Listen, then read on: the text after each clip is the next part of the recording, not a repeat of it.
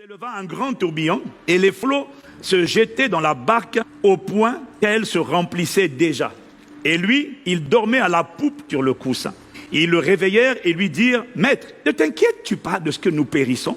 S'étant réveillé, il menaça le vent « Silence, tais-toi !» Et il dit à la mer « Silence, tais-toi !» Et le vent cessa. Et il y eut un grand calme. Il leur dit « Pourquoi avez-vous ainsi peur? Comment n'avez-vous point de foi ?» Dans d'autres textes encore, il dit, mais où est votre foi? Pourquoi avez-vous peur? Le texte nous dit que lorsque cette tempête s'est levée, Jésus dormait. Et pourquoi est-ce qu'il dormait? Le diable va te faire croire qu'il dormait parce qu'il n'en a rien à faire. Et c'est ce sentiment-là, de ce que Dieu ne dit rien, il dort, ça veut dire qu'il n'en a rien à faire. Ça veut dire qu'il est indifférent à ma souffrance. Ça veut dire qu'il n'entend pas mes cris. Et ce sont des forteresses, ce sont des raisonnements, ce sont des pensées que l'ennemi va essayer de nous envoyer pour nous donner l'impression que Dieu n'en a rien à faire. Et c'est cette impression que Dieu n'en a rien à faire qui fait naître la déception, qui fait naître l'amertume. C'est ça que le diable veut nous faire croire. Or, la vérité, c'est que Jésus dormait, il se reposait. Pourquoi? Il se reposait parce qu'il n'était pas inquiet pour eux. Mais je vais te dire à ton sujet et à mon sujet, pourquoi il n'est pas inquiet lorsque ta vie prend l'eau, ta santé prend l'eau, tes finances prennent l'eau, alors que tu as l'impression que tu vas te noyer. Pourquoi il n'est pas inquiet? Pourquoi il est silencieux? C'est parce qu'il t'a donné une arme qui s'appelle la foi de Dieu qui déplace les montagnes, et il attend de toi que toi tu utilises l'arme de la foi pour réprimer cette tempête, pour réprimer cette maladie, pour réprimer cette limitation, pour réprimer ce blocage, pour réprimer les œuvres des ténèbres. C'est pour ça que des fois on l'entend pas. Il dit mais moi je suis en toi. Vas-y, parle, déclare. Je veille sur ma parole que j'ai mise dans ta bouche pour l'exécuter. Prophétise, fils de l'homme. Parle à la montagne. Dis-lui ce qui va lui arriver. Jésus avait cette foi en lui.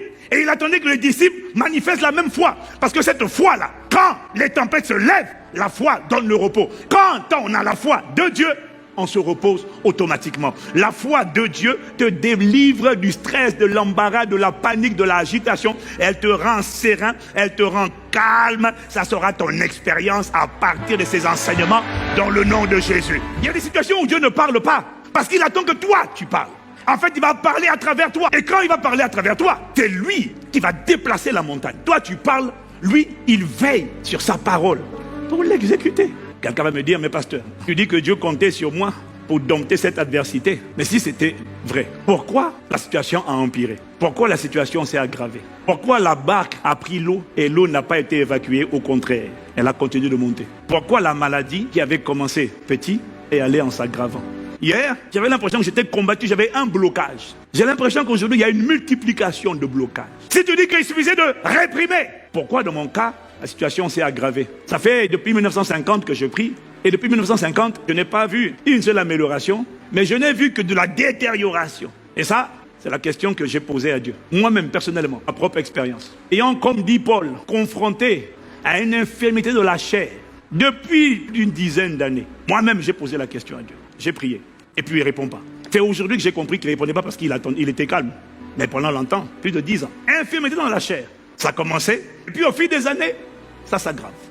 Ça augmente, ça augmente. Alors j'ai prié. J'ai prié, j'ai jeûné. 60 jours de jeûne. Rien. Paul, au moins quand il a prié, Dieu lui a dit, ma grâce te suffit. Moi, rien. 60 jours. Alors, si tu vis dans le péché, tu peux dire c'est normal. Je récolte ce que j'ai semé.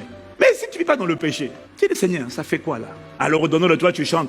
Oh, oh, oh, oh, j'ai crié à toi. Et tu as dit dans ta parole, lorsque les justes crient, le Seigneur entend. Il est délivré de toute leur détresse. Mais là, ce n'est pas une délivrance. Là, c'est une aggravation. Moi, j'ai rencontré plein de gens, ils me disent, ils sont prophètes, ils ont des visions. Et quand je leur parle de mon histoire, est-ce que Dieu t'a pas montré quelque chose? Dieu n'a rien dit. Et c'est comme si ton cas, Dieu ne le montre à personne. On continue seulement de prier. 14 ans de continuer de prier. Récemment, j'ai pris un temps de retraite. Et puis j'ai demandé au Seigneur, mais explique-moi un peu. Bon, c'est pas mon sujet de prière. Mais si tu me permets, Seigneur. Je suis pas là pour ça, mais juste une question quand même. Tu gagnes quoi dans tout ça? C'est quoi? C'est pas ta volonté, je le sais. Pourquoi ça s'est aggravé? Il m'a dit, premièrement, il n'y a rien qui arrive sans que je ne l'ai permis. Mais ça ne veut pas dire que c'est moi qui l'ai envoyé. Mais il m'a dit, moi j'ai permis au début. Mais la détérioration là, l'aggravation là, ça c'est pas moi. Je suis pour rien du tout. Et puis je lui ai dit, mais comment ça tu es pour rien du tout? Il m'a dit, c'est pas moi. Il m'a dit, ça c'est toi. J'ai dit, Seigneur, c'est moi. Il m'a dit, ce qui s'est passé, c'est que tu as laissé 2 semences de poison qui sont l'inquiétude. Ça, c'était un. Et puis, deuxièmement, la déception, l'amertume, l'aigreur, et qui a produit après des fruits. Tu les as laissés rentrer en toi. Et en plus de ça, tu m'as tenu pour responsable de l'aggravation de ta situation. Parce que je n'ai pas parlé et je n'ai rien dit.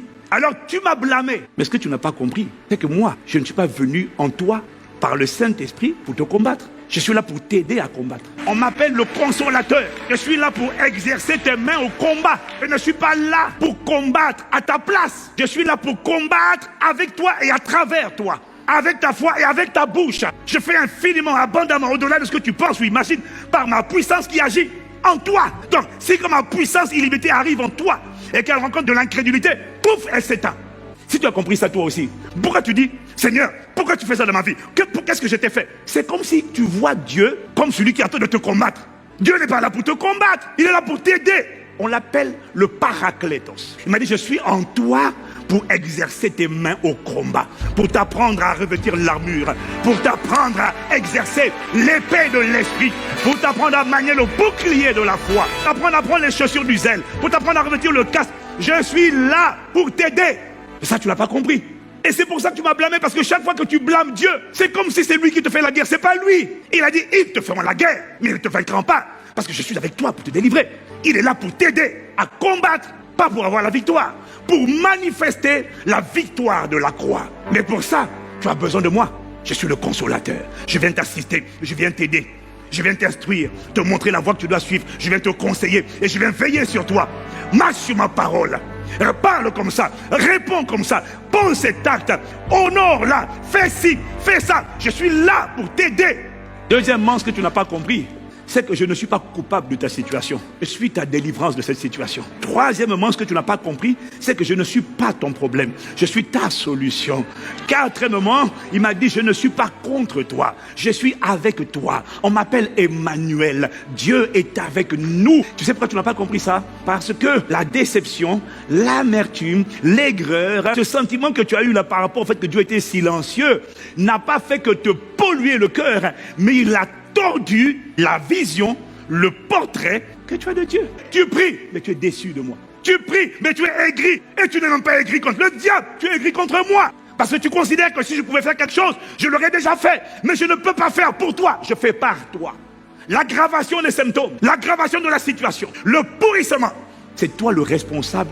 Tu as laissé la porte ouverte à 2 ennemis. Un, l'inquiétude, appelle-le l'anxiété, le stress. Ça fait plus joli, il paraît. Oh, je stresse, hein. Oh, c'est l'anxiété. Dieu m'a dit de te dire, c'est la peur. C'est la peur. Je sais que tu pries. Mais prier et jeûner signifie pas qu'on a la foi. Prier et jeûner signifie qu'on a la foi en Dieu. Mais ça ne signifie pas qu'on a la foi de Dieu. Tu m'as invoqué. Tu m'as prié. Tu m'as supplié.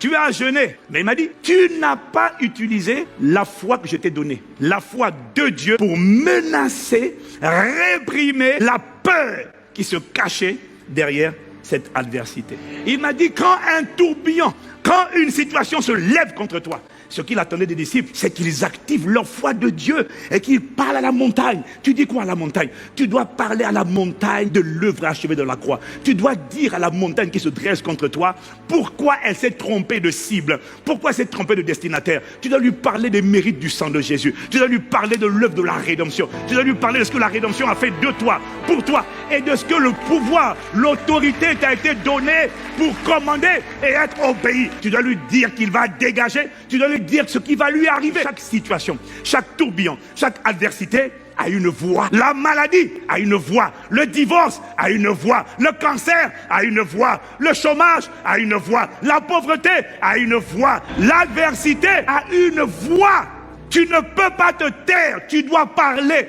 Tu dois dire à cette montagne, tu dois dire à cette maladie, tu dois dire à ce problème, tu dois lui décrire ta nouvelle identité en Christ, tu dois lui décrire ce que le sang de Jésus a fait de toi, tu dois lui parler de l'œuvre achevée de la croix, tu dois lui parler de pourquoi il s'est trompé de cible, et tu dois lui dire ce qui va lui arriver. Tu t'es trompé, tu es tombé sur la mauvaise personne, parce que moi, je ne m'appartiens pas, ce n'est plus moi qui vis, c'est Christ qui vit en moi, et ce palais n'est pas à moi, c'est le temple de Dieu.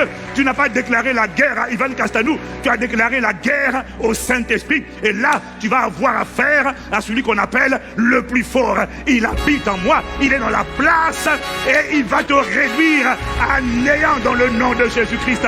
Dieu a dit, te feront la guerre, ils ne te vaincront pas. On te cherchera, on ne te trouvera plus parce que tu es réduit à néant. Et quand tu dis ça, tu parles au divorce, tu parles à la pauvreté, tu parles à l'échec, tu parles à la sorcellerie, tu parles à la maladie, tu parles à la sorcellerie. Tu leur dis, vous n'êtes trompé de personne. Je suis une nouvelle création. Même si l'eau est encore dans la barque, face à l'adversité qui se lève, face à cette tumeur qui a été découverte, ton premier combat n'est pas contre la tumeur, il est contre l'esprit de peur. Avant de parler à la tumeur, à la maladie, tu dois savoir que la maladie vient toujours accompagnée d'une voix. Et c'est une voix intimidante, c'est une voix silencieuse, c'est une conversation invisible. C'est-à-dire, tu entends des voix à l'intérieur de toi, voix contre vous. Mais il m'a dit l'erreur que vous commettez. Quand la peur te saisit, tu commences à parler à Dieu. Non, ça c'est la prière à Dieu. C'est pas ça que tu dois faire. Tu dois lui dire, tu t'es trompé de personne. Fallait pas attaquer ma vie, fallait pas attaquer mes enfants, fallait pas attaquer mon foyer, fallait pas attaquer mon mariage, fallait pas attaquer mon église, fallait pas. Au nom de Jésus, je viens contre toi. Je me tiens dans le sang de Jésus. Ta première cible n'est pas naturelle, elle est d'abord spirituelle. C'est l'esprit de peur, d'anxiété, d'inquiétude, la panique, d'angoisse. C'est lui que tu dois attaquer en premier. Et comment on repousse la peur? En utilisant la foi de Dieu. Parce que c'est celle qui réprime la peur et qui assied dans ton cœur la foi, le repos total, malgré les symptômes, malgré la situation. Lorsque la foi de Dieu a fait son travail, même quand la situation n'a pas bougé, tu es complètement serein et détendu et tu rentres dans l'expérience de ce qu'on appelle la paix de Dieu qui surpasse toute intelligence. Que cette paix soit ton partage au nom de Jésus. L'erreur, c'est de dire à Dieu, mais pourquoi tu fais ça? Qu'est-ce que je t'ai fait? C'est pas lui, c'est la montagne. Parle à la montagne, parle à la montagne. Même si la situation n'a pas changé sur le champ, parce qu'elle ne change pas sur le champ. La foi ne produit pas un changement instantané la plupart du temps. Non. Et la foi activée garde ton cœur et tes pensées en Jésus-Christ. Selon qu'il est écrit, ne vous inquiétez de rien, mais en toute chose, faites connaître vos besoins à Dieu par des prières et des supplications, avec des actions de grâce. Et la paix de Dieu qui surpasse toute intelligence va garder votre cœur et vos pensées en Jésus-Christ. Et lorsque ton cœur est dans la paix, alors le diable n'arrive plus à semer dans ton cœur. Le combat spirituel, vous n'avez pas compris, c'est une affaire totalement juridique. Il y a le droit céleste. C'est pas une affaire de prier, c'est une affaire de connaître les arguments sur lesquels tu dois t'appuyer pour présenter ton cas. La plupart des délivrances que moi je fais, je crie pas, je fais que parler. Je me tiens dans le sang, je m'appuie sur les acquis de la rédemption. Je viens contre vous qui avez mis l'endométriose dans ce corps et qui cause des douleurs méchantes. Et vous dites qu'elle est à vous. Vous appuyez sur un document pour dire elle est à nous, elle n'aurait pas dû franchir ça, elle n'aurait pas dû faire ça. On a un document sur lequel on s'appuie, ses ancêtres nous l'ont donné. J'ai une mauvaise nouvelle pour vous. La Bible dit que l'acte dans les ordonnances nous condamnait et qui subsistait contre nous, Jésus l'a détruit en le clouant à la croix. Le document mystique occulte sur lequel vous vous appuyez pour dire elle est à nous, on a le droit de bloquer sa vie, de bloquer son mariage, de bloquer ses finances, de bloquer sa santé. On a le droit. J'ai une mauvaise nouvelle. Ce document était un faux document. Voici l'acte de rédemption. Voici le sang de la rédemption qui parle en sa faveur et qui réclame sa vie, et qui réclame sa liberté, et qui réclame sa guérison, et qui réclame sa prospérité. Voici les marques du sang. Voici les marques du sang. Dès que je parle, un mot donné, je n'ai rien dans la main. J'ai dit seulement, regardez le sang. Ça commence maintenant à partir dans tous les sens. J'ai dit, je ne fais que m'appuyer sur les acquis de la rédemption. La peur est ce qui te démolit de l'intérieur et qui aggrave, quand c'est physique, qui détériore ta santé. Ma femme me racontait l'histoire d'un chirurgien, une femme qu'il a reçue. Cette femme a donné naissance à une seule fille. Et puis il y a eu un problème entre la maman et sa fille. Et la fille a dit à sa mère, à partir d'aujourd'hui, tu n'es plus ma mère. À partir d'aujourd'hui, non seulement tu n'es plus ma mère, mais tu ne verras plus jamais ma fille. Ce n'est plus ta fille, puisque tu n'es plus sa mamie. La fille a été odieuse envers sa mère. Et quand la fille a parlé comme ça à sa mère, la mère a senti une douleur dans l'estomac. Ma fille! Quelques mois après, on lui a diagnostiqué un cancer de l'estomac. Dis-moi, qui est responsable de ce cancer de l'estomac? L'amertume. Enfanter l'aigreur, à enfanter la tristesse, à enfanter des douleurs intérieures. L'amertume te démolit de l'intérieur. Tu vas maigrir lorsque tu as le cœur rempli de tristesse, de mélancolie. Tu vas te décomposer. Parce que les médecins disent, dans un cancer, 80% au moins de part émotive, de gestion des émotions. L'amertume, quand elle est dans ton cœur, il m'a dit c'est elle, avec l'inquiétude, qui cause la dégradation, la détérioration. L'amertume est rentrée lorsque face à l'adversité, tu n'as pas choisi d'abonder en action de grâce. Il dit, rendez continuellement grâce pour toutes choses. Dites continuellement merci. Si tu lui avais dit merci de ce que tu n'es pas là pour me combattre, tu es là pour m'aider à combattre. Merci de ce que tu n'es pas contre moi. Tu es avec moi, Emmanuel est dans la barque de ma vie. Ah, ça veut dire que ça va chauffer ici pour celui qui est en train de m'attaquer. Merci de ce que tu n'es pas le problème. Tu es ma solution. Merci de ce que tu n'es pas celui qui m'amène des difficultés. Tu es ma délivrance. Oh, je te rends grâce de ce que tu es dans ma vie. Et c'est parce que tu es dans ma vie que ma situation ne restera pas comme elle est. Je te rends grâce. Est-ce que tu peux dire merci à Dieu pour ça?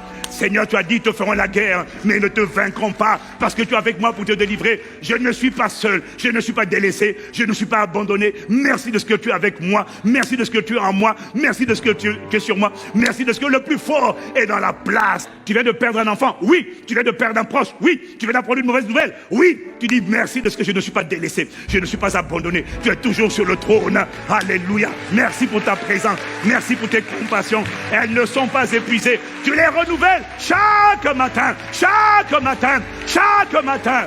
Si tu avais fait ça, malgré l'eau qui rentre, c'est ce qui serait passé. L'amertume aurait été virée de ton cœur. Et la joie indescriptible et pleine de gloire serait venue remplir ton cœur. L'action de grâce est ce qui permet d'enfanter l'amour et la joie et te rendre capable de traverser n'importe quelle tribulation, souffrance, adversité, épreuve dans la joie. Parce que ton cœur doit rester dans la joie. Parce que l'amertume va te démolir de l'intérieur. Voilà pourquoi il dit, je vous en supplie, réjouissez-vous dans le Seigneur. Je vous le répète, réjouissez-vous, réjouissez-vous.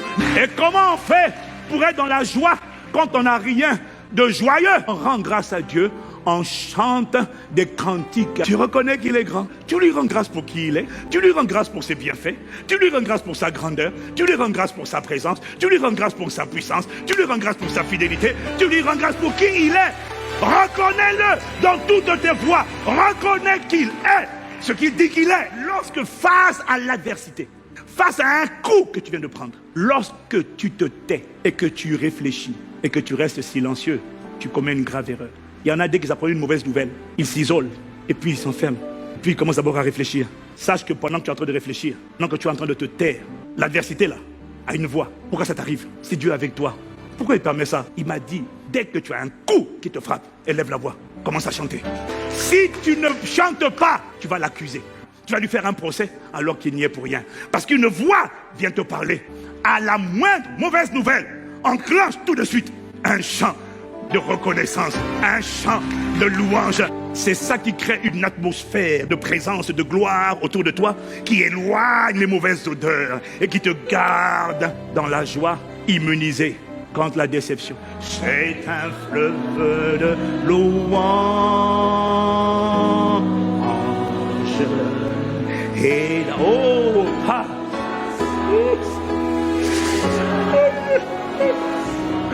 Dirigé vers toi, Seigneur, Jésus, mon roi. Alléluia. Et l'Esprit m'a dit, beaucoup d'entre vous, ta vie d'adoration a été affectée par les mensonges que l'amertume t'a donné en te faisant pointer Dieu comme étant ton problème. C'est pourquoi la plupart d'entre vous, vous avez du mal à couler dans l'adoration. Comment peux-tu contempler quelqu'un à qui tu fais des reproches? Parce que l'adoration, c'est la contemplation. Tu pries, mais tu viens dans ma présence blessé. Parce que tant que tu ne le contemples pas, tu ne peux pas l'adorer. Tant que tu ne le contemples pas, les fleuves ne sont pas relâchés. Ce peuple n'honore des lèvres, mais son cœur est éloigné de moi. Et ça se sent. Tu rames quand tu conduis la prière. Tu rames quand tu essaies de prier. Parce que ton cœur n'a pas rencontré son cœur. Alors tu ne sais pas créer l'atmosphère qui déclenche sa manifestation et sa présence au milieu des affaires des hommes. Alors tu ne sais pas déclencher cette gloire toi-même, l'emmener dans ta chambre. Parce que quand cette gloire arrive dans ta chambre, Dieu se lève, ses ennemis se dispersent. Quand il atterrit, tu peux être dans une prison. Qu'importe, quand cette gloire arrive dans la prison, elle chamboule tout. Elle libère non seulement toi, elle libère les otages, elle libère les prisonniers, tes frères, tes sœurs, ton père, ta mère, tes oncles bien-aimés. Tu tiens par toi le salut de tellement de gens. Mais l'amertume a empêché Dieu de se déployer à travers toi, manifester sa gloire. Parce que l'amertume t'empêche de devenir un véritable adorateur. Malaisa, c'est un fleuve de louange.